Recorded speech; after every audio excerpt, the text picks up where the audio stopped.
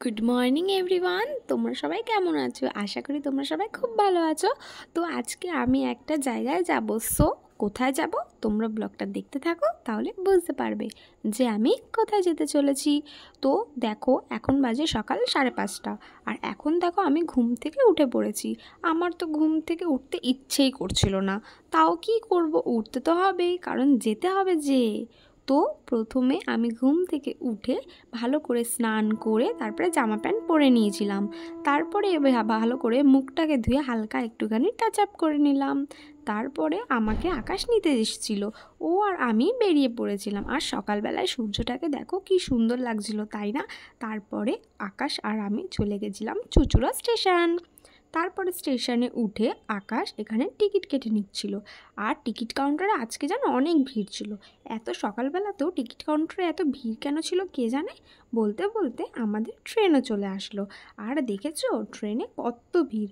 আমরা খুব কষ্টে এত ভিড়ে উঠে গিয়েছিলাম, কারণ এরপরেও অনেক ট্রেন ছিল, কিন্তু আমরা যদি পরের ট্রেনগুলোতে উঠতাম তাহলে আমরা যেখানে যাচ্ছি ওখানে যেতে আমাদের দেরি হয়ে যেত। তাই আমরা কষ্ট করে এই ট্রেনে উঠে গেলাম। আর আজকে জানো তো আমার সাথে একটা ইনসিডেন্ট ঘটেছিল, কি জানো? যখন আমি ট্রেনে উঠছিলাম তখন একটা ছেলে আমার ফোনটাকে ব্যাগ থেকে নিয়ে যাচ্ছিল। ভাগ্য ভালো তখনই আকাশ দেখে নিয়েছিল। তারপরে একটু ঝগড়া হয়ে গেছিলো, তো সেসব কথা ছাড়ো। দেখো, আমরা দেখতে দেখতে চন্দননগর স্টেশনে চলে আসলাম। আর দেখেছো চন্দননগর স্টেশনে কত ভিড়। আর আমরা গল্প করতে করতে তারপরে আমরা চলে আসলাম আমাদের ডেস্টিনেশন লিলুয়াতে। তো লিলুয়াতে তোমরা কে কে থাকো আমাকে অবশ্যই কমেন্টে জানিও, আমিও দেখতে চাই যে লিলুয়াতে কতজন থাকে। তারপরে দেখো এখানে এখন বাজে 7:40। তারপরে আমরা ওভারব্রিজে চেপে 1 নম্বর প্ল্যাটফর্মের দিকে যাচ্ছিলাম। ওখান থেকে একটু হেঁটে আমরা টোটো স্ট্যান্ডে গিয়ে ওখান থেকে টোটো করে যাচ্ছিলাম। আর এখানে আমি টোটোতে বসে আকাশকে কী একটা যেন বুঝাচ্ছিলাম। কী বুঝাচ্ছিলাম আমার এখন আর মনে নেই। আর জানো, যেখানে আমরা যাব টোটোটা আমাদের সেখানে দাঁড় না করিয়ে অনেক আগে দাঁড় করিয়ে দিয়েছিল। সেই জন্য আমাদের আবার একটু হাঁটতেও হয়েছিল। আর আমি জানো তো একটু হাঁটতে পারছিলাম না, কারণ আমার পায়ে খুব ব্যথা ছিল। তাও কি করব, যেতে তো হবেই, তাই একটু হাঁটছিলাম। আর ওই দেখো, ওই সেই জায়গা যেখানে আমরা এসছি। দেখো, দেখে জানাও তো তোমরা কে কে চিনতে পারছো এটা কি। হ্যাঁ হ্যাঁ, জানি জানি, অনেকেই গেস করতে পেরেছো এটা কি।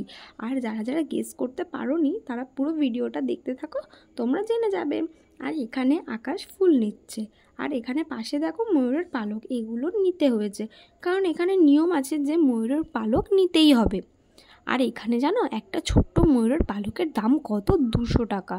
তারপরে আমি আর ও ভিতরের দিকে ঢুকে গেলাম। আর ও আমাকে রেখে একাই চলে যাচ্ছে ভিতরে, কি বলবো। তাই আমিও একটু লুকিয়ে গেছিলাম, আর ও আমাকে খুঁজছিল। আর দেখো এখানটা কি সুন্দর, তাই না? প্রত্যেকটা জিনিস খুব সুন্দর করে সাজানো গুছানো, প্রত্যেকটা জিনিসের কি আলাদাই একটা সৌন্দর্য ফুটে উঠছে, তাই না? আর এখানে দেখো এই ঠাকুরটাকে কী যে ভালো লাগছে, ঠাকুরটার মুখটা কি বলবো, কি সুন্দর, তাই না? এটা কি ঠাকুর জানো? এটা হচ্ছে শ্যাম বাবা।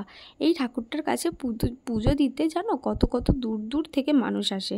আর আমার তো শ্যাম বাবার কাছে পুজো দিয়ে মনটা পুরো হালকাই হয়ে গেল।